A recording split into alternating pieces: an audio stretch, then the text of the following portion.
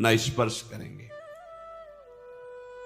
अगर आपको सुमति बढ़ानी है, संपत्ति बढ़ानी है, सुख में निमग्न होना है, दुख से बचना है, तो प्रार्थना मान लीजिए ये खिलवाड़ नहीं है, पर स्त्री गमन सीधे दुर्गति है।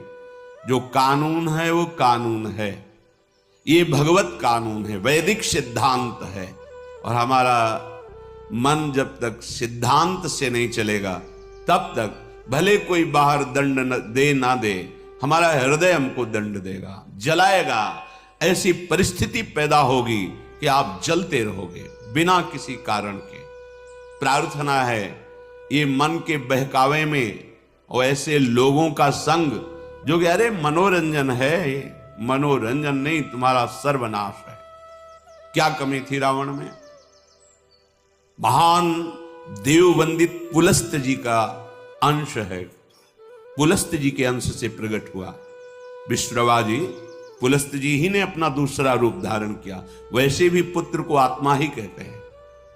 ऐसे पावन वंश में परम पवित्र ब्रह्म ऋषि है पुलस्त जी, और तपस्या में अद्वितीय है रावण।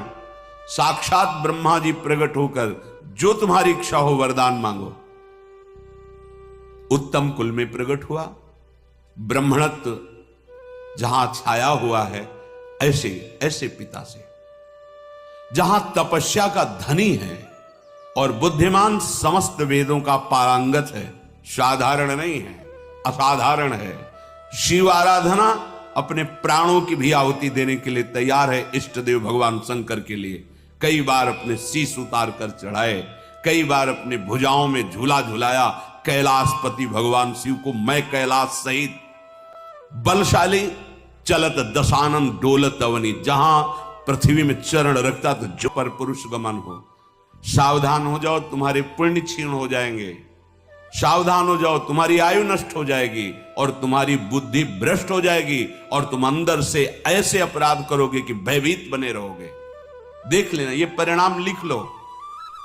जिनको समझ में आता है अरे तो सब क्या है, तो आगे देख लेना क्या है।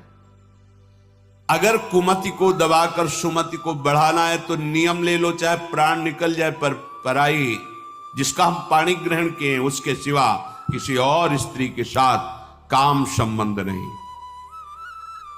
अगर ये नियम निर्वाह कर ले गए तो बहुत कुछ जीत जाओगे, क्योंकि सबसे बड़ा शत्रु यही काम है। ये बड़े बड़े ज्ञानियों का भी वैरी है, फिर साधारण पुरुषों की तो बात जाने दो। पर नियम में बड़ी सामर्थ्य है। अगर ऐसा नियम ले लिया जाए तो निर्वाह हो सकता है। नाम जप कर रहे हैं, आप में सामर्थ्य आ जाएगी। प्राणांतेपि, प्राण त्याग सकता हूं, पर ना संगतिम, पर मैं किसी स्त्री का, पराई स्त्री का ऐसा संयोग नहीं कर सकता। विचर्यन स्त्रीणाम न, जो स्त्री आपसे गलत चेष्टा की भावना प्रस्तुत करे बिल्कुल दूर हो जाओ। वो भगवान की माया से मोहित होकर आपको भ्रष्ट करना चाहती है। या जो पुरुष आपको ऐसा, तो आप कभी ये ना सोच ले कि बहुत सुंदर है हमें सुख मिलेगा। नहीं, आपके सुकृत नष्ट हो जाएंगे। ये घटना देखी हुई कहते हैं।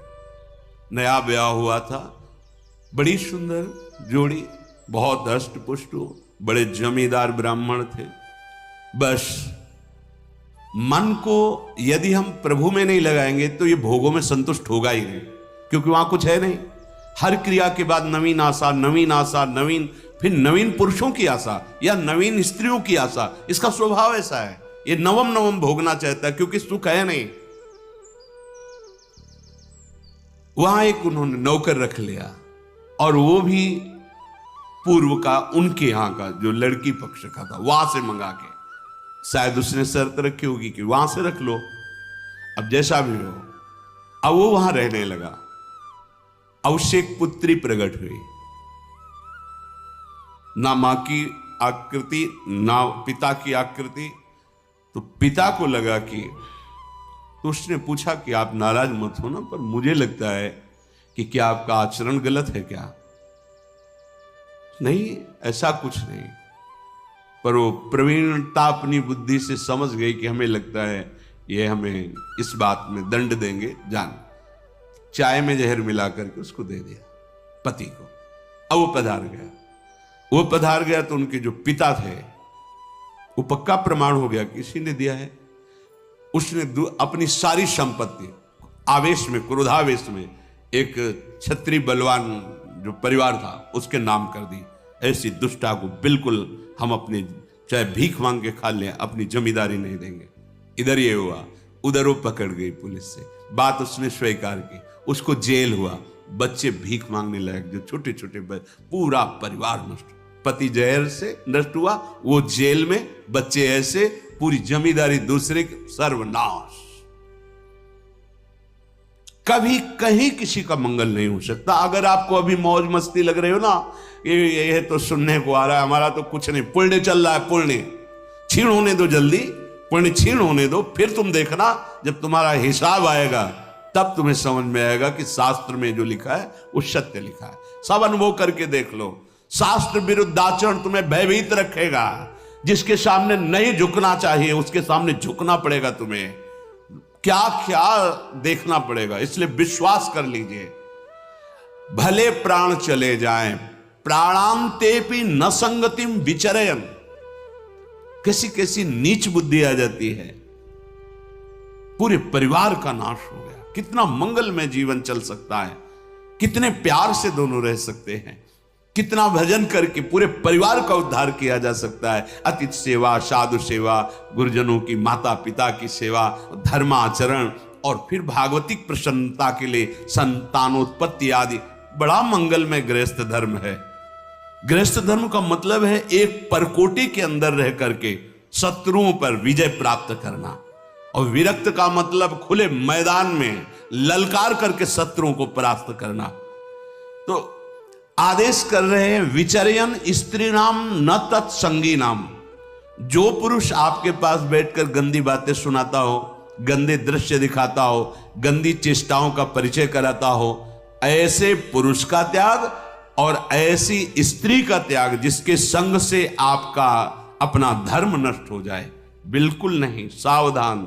अगर भूल हो गई है तो आज से सावधान हो जाओ। अब लो नशानी, अब ना न सही हो। प्रार्थना मान लो, ना इस लोक में सुख मिलेगा ना परलोक में।